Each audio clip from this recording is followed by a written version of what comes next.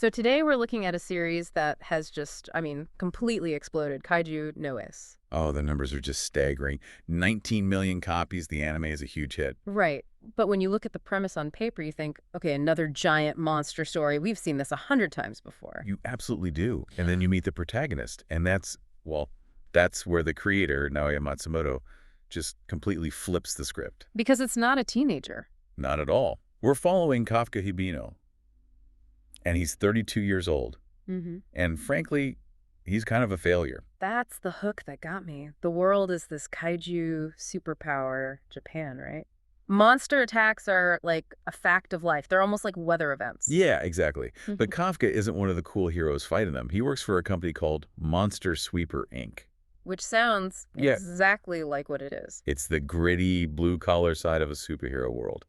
I mean, when the awesome defense force takes down a monster the size of a skyscraper, someone has to clean up the intestines. And that's Kafka. He's the guy in the hazmat suit dealing with the aftermath, the gross, smelly reality of it. And it's a dead-end job. This all ties back to a promise he made as a kid to his friend, Mina Ishiro. Who is now, of course, a famous, celebrated captain in the defense force. Right. So she made it, and he washed out. He's just stuck. Yeah. And the editor specifically wanted to tap into that adult feeling of, is it too late for me? Did I miss my chance? But then the inciting incident happens, and it is, it's just so weird. Bizarre is the word. He's in the hospital, and a tiny little kaiju just flies right into his mouth. Yep, just right in there.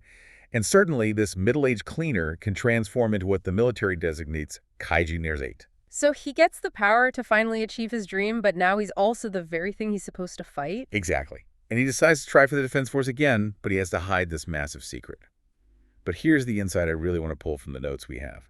His age, his old job, it's not just a gimmick. How do you mean? Because he's obviously physically weaker than the, 18-year-old recruits he's up against. Physically, for sure. But think about it. He spent years dissecting kaiju carcasses for a living. He knows their biology better than anyone in the Defense Force. Oh, wow. So he knows where the weak points are, where the vital organs are located. Precisely. His wasted years in that dead-end job, that experience becomes his actual superpower. It's this incredible validation of practical, blue-collar knowledge. That's a great point. And there's another layer here, too, with how the monsters are treated. It's not like old-school Godzilla. Right. Godzilla was a clear metaphor for the atomic bomb, for WWII anxiety. Our research shows Kaiju No.8 is tapping into something much more modern.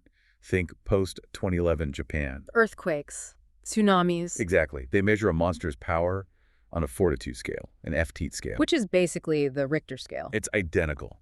A fortitude 9.8 monster isn't some evil mastermind. It's a force of nature. It's a natural disaster that just happens. The Defense Force isn't fighting evil. They're performing disaster relief.